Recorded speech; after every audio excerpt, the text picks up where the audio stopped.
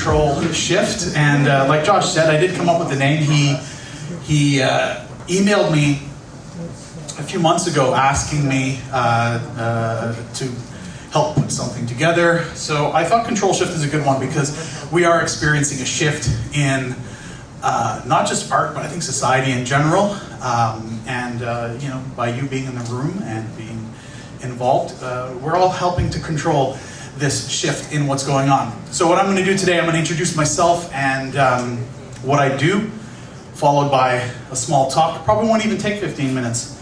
But my name is Dre. I'm the founder of the Department of Never Been Done Before. We're also just known as Never. This is how we spell it.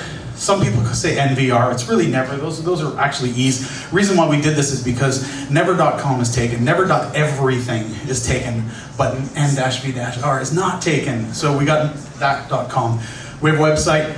Don't go to it. It's kind of shitty, but I implore you not to go to it. So what I'm going to do first is show you a sizzle reel of what we do. Actually, maybe I should explain what Never actually does. First, we specialize in AI automations, primarily for image gen and video gen. We've been around for about 1.5 years. So we have a whole bunch of different clients around the world. We're based in Toronto and in Paris.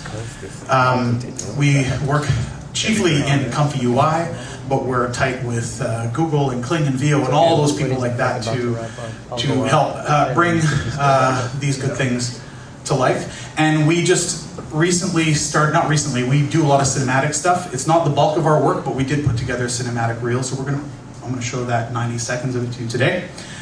And then I'm gonna bullshit for 10 minutes. The following presentation has been rated G by the Algorithmic Picture Association of America. It is intended for foundational models greater than 70 billion parameters. Synthetic narratives may generate disinformation, unconsensual nudity, and extra limbs. Human supervision is strongly advised.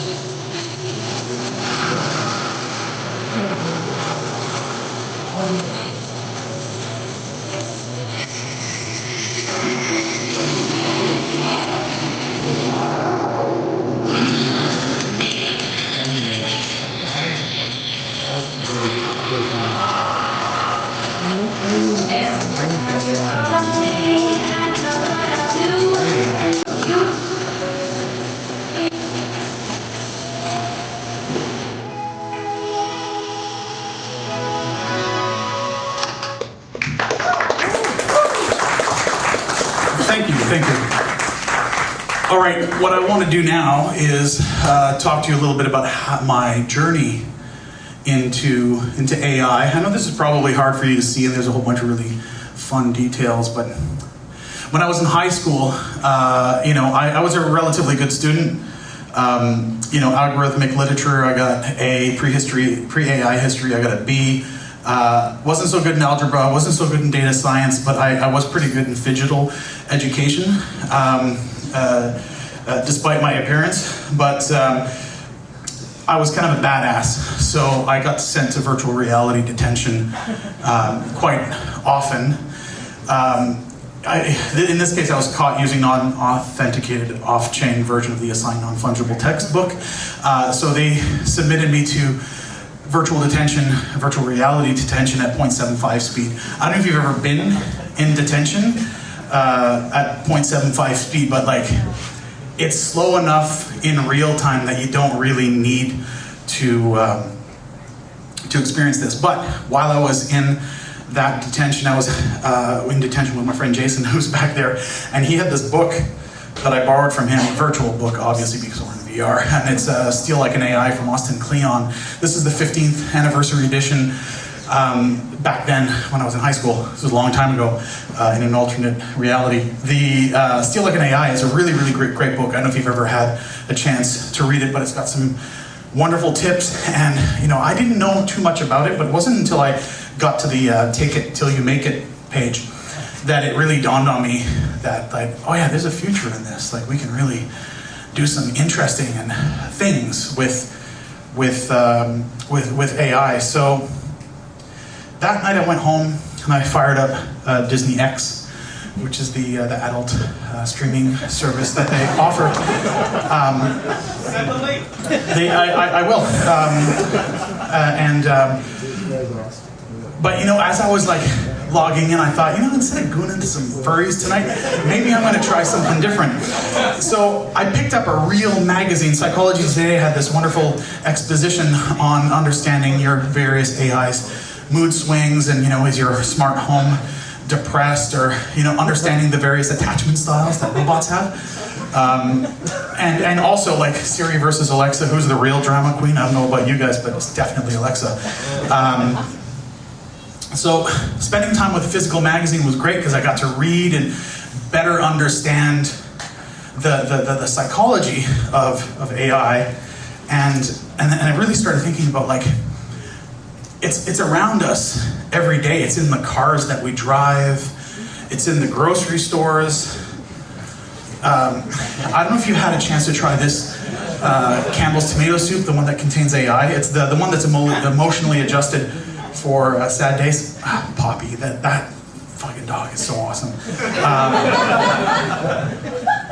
But yeah, the emotionally modeled for the sad days is great. If you've ever tried it, sometimes they sample it at the end of the aisle, and you take a sip of it and you can just feel it transform, and it's like, no matter what time of year it is, it's like, it's a Tuesday in February. Let's just take a sip. It's beautiful. Anyways, we're surrounded with AI in everything from the foods that we eat to the cars that we drive and so on and so forth. So I decided I was going to learn to program. So I picked up O'Reilly's Programming English, which is great because I actually know quite a bit of English. So I had a really great head start in understanding how to program with it. And I started making programs with it and started making little things. And I thought I would upgrade it, so I ended up going to the E++ primer, which is the advanced English. It's just basically the fancy words.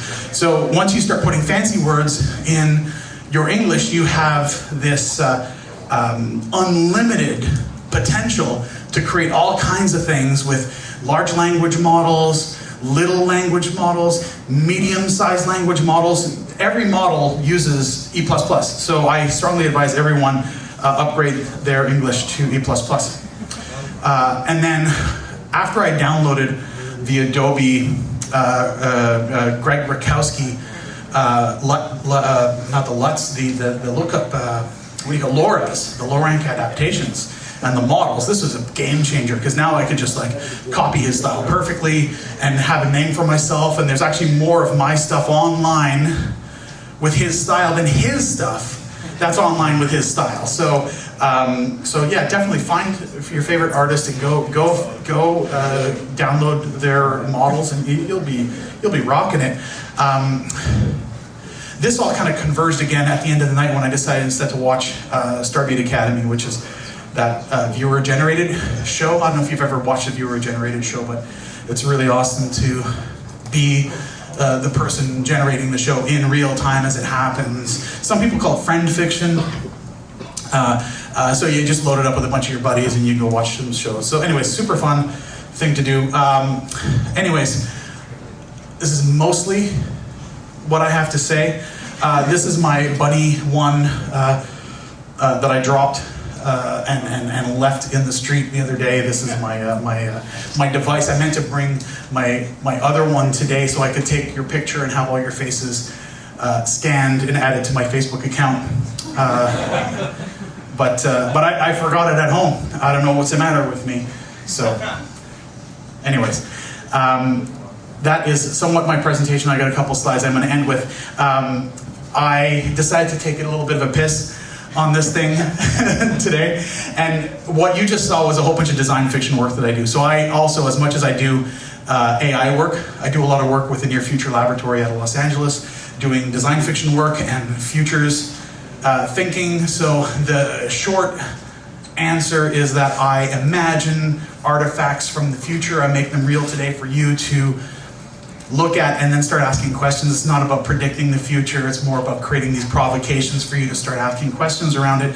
But this exercise was something that my friend Jason over there coined the term ACDC, which is the active commitment to daily creation. And this is something that AI can enable in a beautiful way, where you've got an idea, you've got a thing, whatever your vibe is, just stick it in the machine, see what comes out, use your taste, your judgment, and your intentions to produce something. And I think that when you do something every single day, some stuff will turn out really shitty, some stuff is going to turn out really, really great, but the more you do it, the better you get at it. And a lot of this led to the beginning of the Department of Never Been Done Before, because not only was I already a little bit versed in AI, I got really, really good at a lot of stuff. I decided to work in hard mode using Comfy UI. So you can look at some of this stuff at designfictiondaily.com. I spent a couple of years posting every single day. Now I just post sometimes. I like to say it's Design Fiction Daily, daily posts almost daily. And lastly, remember never. Again, we're doing cinematic stuff, AI automations. If you happen to work in Comfy UI, come and talk to me, because we're always looking for comfy specialists that like to work in hard mode. If you're a Python person, come and talk to me as well. Anyways, that's my talk for today, and I hope you enjoyed it.